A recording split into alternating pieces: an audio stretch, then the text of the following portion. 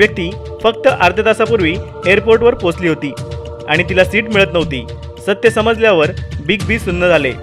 नेहमी वादापासून दूर राहणाऱ्या बिग बींनी न बोलणे अधिक पसंत केले आणि अपमानाचा हा गोड त्यांनी तसाच पिला। या अपमानामुळे अमिताभ आज सुद्धा एअर इंडियाच्या विमानाने प्रवास करत नाहीत। कदाचित त्यावेळी झालेल्या अपमानाची जखम आज सुद्धा त्यांच्या मनात सलत असेल। PCMC news report.